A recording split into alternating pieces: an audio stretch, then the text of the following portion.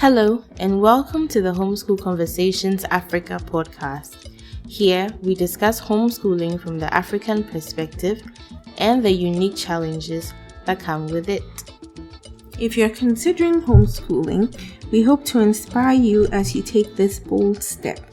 If you're already a homeschooler, we are here to share encouragement for this wonderful journey we are on to educate our children in the best way we can. We are your hosts, Jifa Andam and Carissa Nete Mabel. Let's dive right into today's conversation. Hello, dear listeners, and welcome to another episode of Homeschool Conversations Africa. Carissa and I are excited to welcome you again today, and we are very happy to have a wonderful lady in our midst, a lovely stay-at-home mom. I got to know about her about 3 years ago. Before I moved to Nigeria, I was looking for anybody who's homeschooling. I think I didn't even know I was moving to Nigeria at the time when I started looking for homeschoolers, and there were so few people, but I found her because she's been online and she's been a blessing to me, and I know to many others. This wonderful lady I'm talking about is Tomilola Olatunde. She's a blogger. You can find her on Instagram at the Cuddle blog. Do check her out, but I don't want to say too much about her because she's right here and she's going to introduce herself to you very soon. So welcome to me. Carissa, do you want to say anything before we begin with our plenty questions? Just to say hi and welcome to me. Thank you for making the time to chat with us for a bit today. Thank you. I'm a listener of your podcast, so it's good to be here. Thank you so much. It's an honor to have you. Yes, it really is. It really is. So, people have been teasing me that I always say, let's dive right in. So I'm not going to say that today. So let's get to it, okay? So Tomi, would you please tell us a bit about yourself? Okay, so my name is Tomilola Olatunde, and I am what I see on my priority list, right? I'm a stay-at-home mom and a homeschooling mom. Then I do other things like blogging, and I also do photography, product photography. So those are the things that I do. Nice. Yeah. Wow. Basically, that's what it is about me. But majorly, I'm a stay-at-home because in a heartbeat, I'll drop the other things I'm doing to focus on, my kids. So, yeah. Okay, nice. How many kids do you have? Why didn't you Okay, tell now our listeners? 2 now. Okay, and their ages? 4, almost 5 in March, and like my son will say, 0 years old. Yeah, so a very little one. Congratulations on it's a hair, right? Yes. Yes. He. It's a he. Oh, okay. Yeah. Congratulations on him. So 2 Thank boys. you. I see. Well, so Tomi has told us a bit about herself, but I want to dig a bit deeper. So homeschooling, let's get into homeschooling. Let's start talking about homeschooling. Homeschooling was not as popular, and it still isn't that popular actually. It wasn't as popular in Nigeria, obviously, when you started. And listeners, sorry, that's where Tomi is based. She's based in Lagos, Nigeria, and homeschooling wasn't popular there then, or really truly in most African countries before the pandemic. So that must have been quite an interesting thing for you to do. Can you tell us about your experience? What led you to it?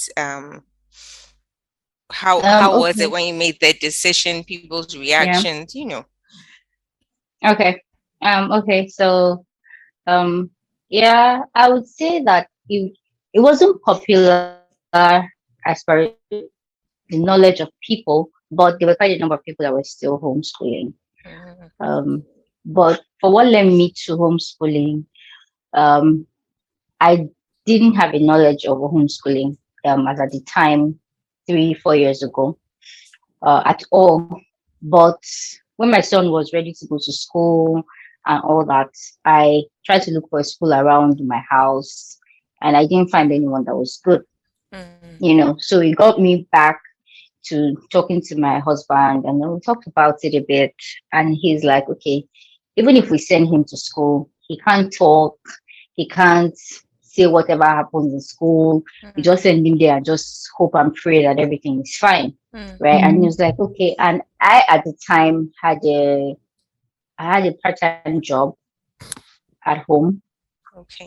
so I'd been working from home at the time then, which wasn't popular as well at the That's time. true. I was Trailblazer. working, I was doing everything I was doing from home at the time. So I was like, okay, fine, since I'm still here, there's no Mm, rush. Let me just stay with him till he's a bit older. So in saying that, oh, let me just stay, because at the time he was about 1 year old, 18 months. He was already going past the toys that sing, right? And so I was like, okay, fine, what do we do? So in me searching for what we would do while we wait for time for him to go to school, I stumbled on homeschooling. So in talking Mm. about it with my husband, he now told me that, oh, that he even knows somebody that homeschooled her children. I was like, oh wow, you knew, and you didn't even say anything. Right? So because he didn't I think guess it that it didn't was, occur to him. yeah, Mm. it didn't occur to him that it was something that we could do. So he Mm, told me about her, and she homeschooling like five of her children. You wow. know, she moved to Nigeria, so she homeschooled her children in Nigeria as well. So then I was like, so it's possible then. Okay, so he's still young. So I mean, what is that much of a big a deal that I can't do? Right. Mm, So I did a lot of research. I searched and searched and searched till I got confident enough. And when he was still young, it was just one activity here, one activity there, keep Mm. him mm, busy here, keep him busy there. And then it became a thing, right? And seeing where I was, the reason why I started talking about it was because when I saw that, yeah, there were people that were homeschooling, but they were not publicly talking about it. yeah. Mm. So that's why Mm, I now started talking about it. At least if you're looking for information for people in Lagos, in Nigeria, that are homeschooling, you know that it's we're glad possible, you did. right? You know. Yeah, so that's it. I see. But is there a reason why you chose to continue instead of sending him to school when he was ready? Um, the reason why I chose to continue was because I saw results. And I thought about the process again deeply, Mm. in the sense that, I was just going through what was natural to me, Mm. right? Yeah. Your child is at this age, you send them to school. You graduate from school, you get a job. I wasn't wired to go against Mm, the grain. I wasn't Mm. wired. So what naturally came to me was just the natural progression of things. But then I thought about it deeply after we made the decision. And I'm like, okay, so why do they go to school in the first place? I started Mm. asking a lot of whys. I started asking myself as well what my experience in school was. It wasn't pretty, especially growing up in boarding school and all of that. It wasn't like I didn't have a good experience, because in my own experience, there it was, oh, you failed this exam, so you have to repeat a class. So because I Mm. I failed an exam, I had to change schools like 3 times, mm, because they felt I was intelligent, right? And when I got to university, I only needed to apply myself, and I really aced all my exams and all of that. So I went through a period in my life where I felt like I was a failure just because of a report card, Mm. and it mm, extended away from secondary school. to university until I had to sit down and think to myself, somebody actually spoke to me and he told me, you can actually be better, you can do this, you can that. But if my parents had looked beyond the grade, to me as a person, they'll know that, oh, this child is intelligent. It's just, she's probably just playing too much, or she's not, focusing on studies and things like that. They would have curbed it. But I went through a whole period in my life where I felt like a failure because of school and grades, right? So I said I wasn't going to put my child through that. So whatever it is that I could do to protect my child from that system, as it were, right? So I need to do it, right? Even if I eventually send my child to school, I will still stick to the fact that I need to protect my child from the system, because they can still be in school and be protected from the system. Yeah. So that's the reason why I decided to continue. Wow. Those are all that's some food really for good. thought. Yeah. I was listening to this podcast. I don't know if any of you have heard of it. It's called the Life Without School podcast. And it's this unschooling dad of about 4 children, 4 or 5, who runs the podcast, and he talks about their journey with unschooling.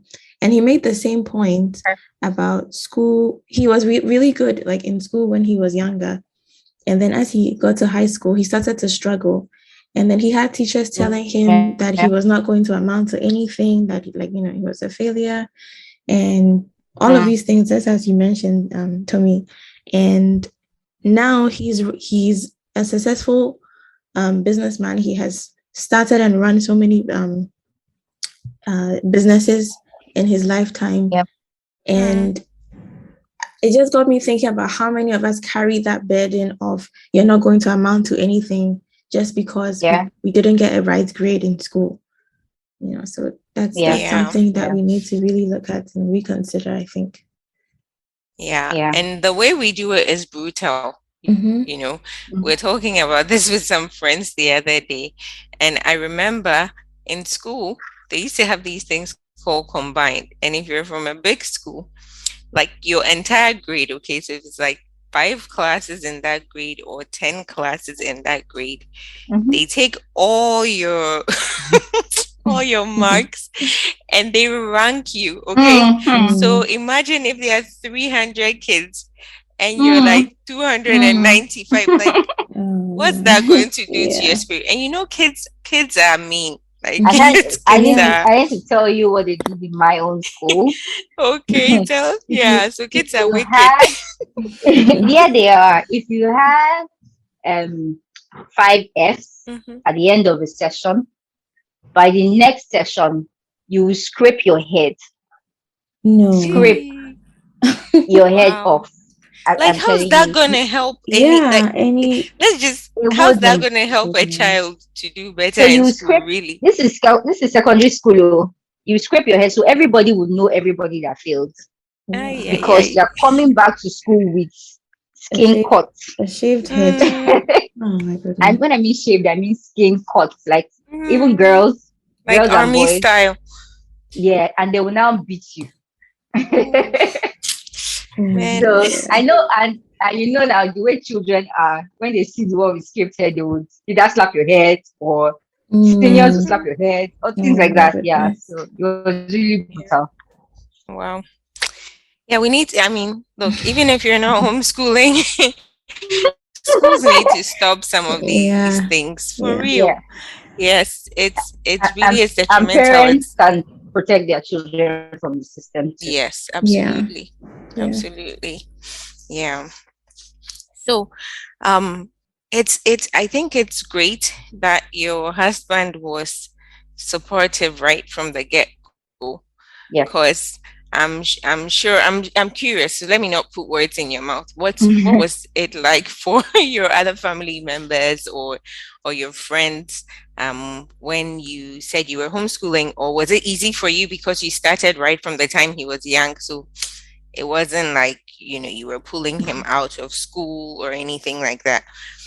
I don't think any homeschooling family will say what's easy when it comes to external family members, because And even now that people still now understand what homeschool is about because of the pandemic, it's still difficult because the people feel like, okay, so when he was younger, we understood, right?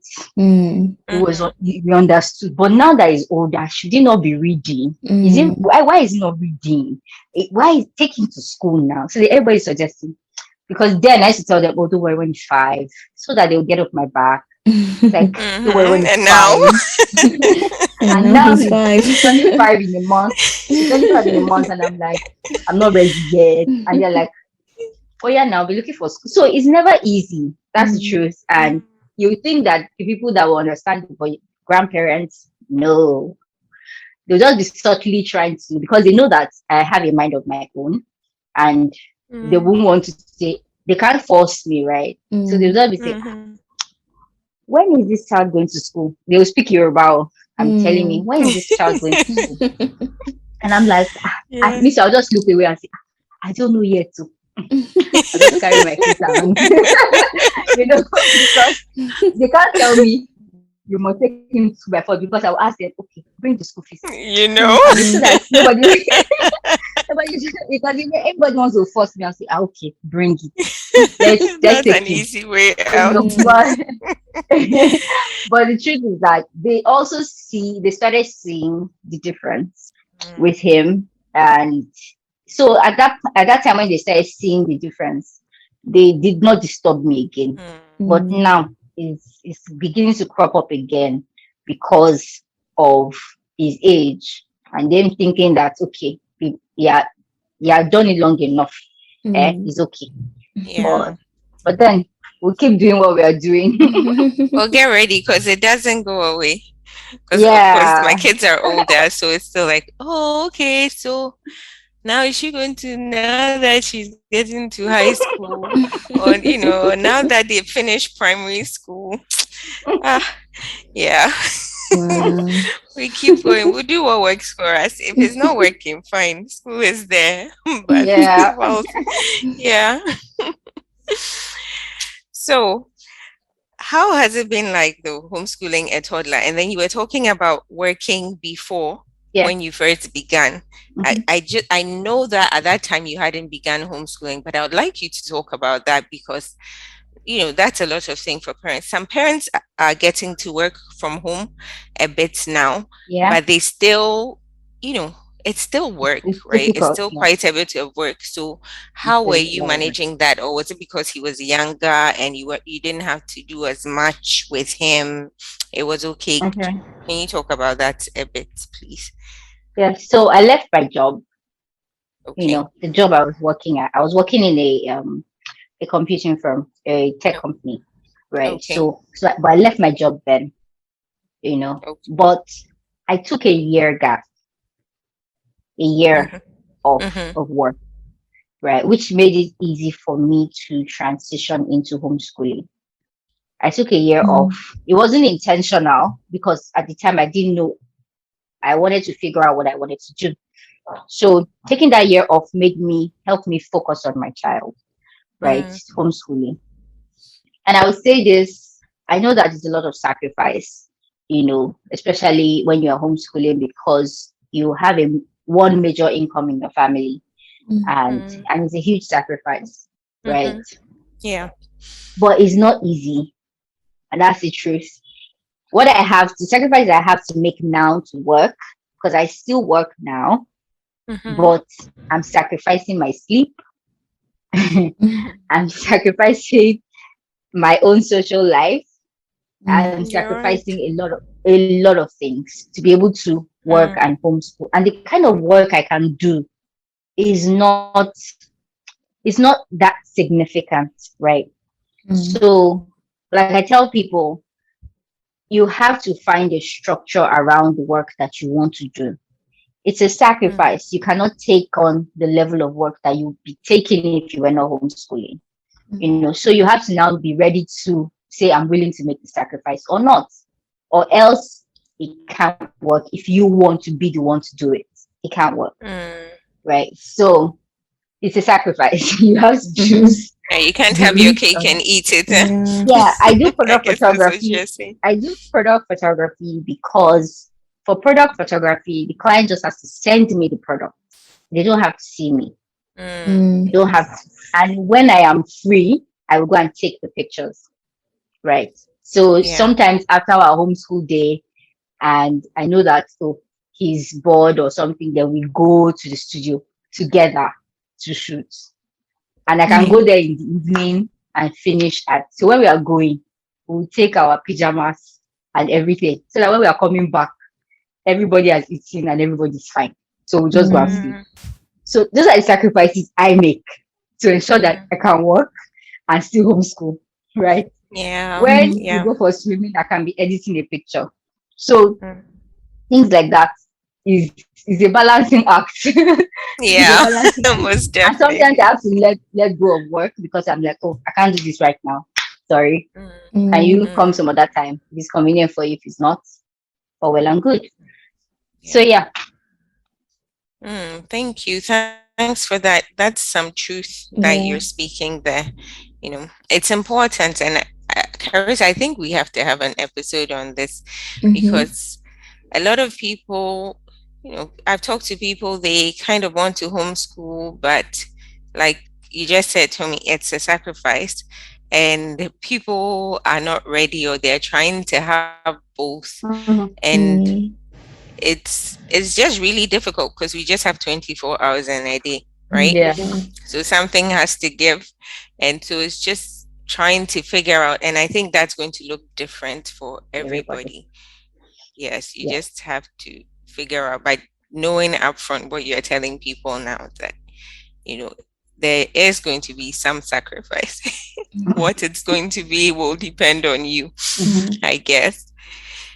All right, so let's shift gears a bit to talking about cuddles, right? How's it been like homeschooling a toddler? Because this is an overwhelming age. Even when you're sending them to school at this age, it's overwhelming. How much more when they are with you all day long? How do you make sure that he's engaged? What are some things that you do? Of course, I follow you on Instagram, so I know some of the things, but I'd like you to tell our listeners, because I think you do this quite well. So please share some of the things that you do to keep him engaged, so he's not on the screens all day long. And then there are some days that you do need that too, but yeah, definitely. Right, it's only homeschooling a toddler is only what I have known, right? That's true. So it is, like you mentioned, is very, very overwhelming, especially with big emotions going through the day and all of that. But what we have done is we do theme-based activities, and I would say I'm an unschooling theme-based mom, because we do theme-based activities, but with the mindset from an unschooling perspective. Okay. In the sense that I believe that, while, the unschooling is, they believe you learn along, you follow the child. But I also believe that if you don't present things to the child, they won't know what they want to learn, which is why I do theme-based activities.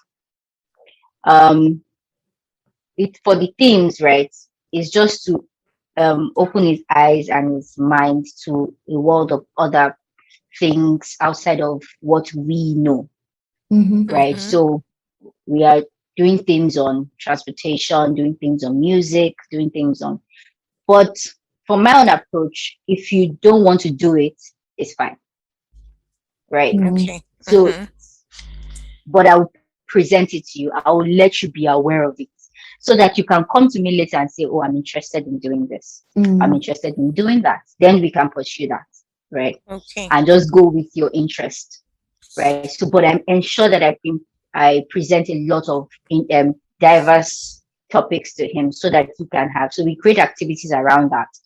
Sometimes he's interested, sometimes it's not, right? So, and then we try to go out a lot, because if you don't go out again, you can't know what you're interested in. So That's true.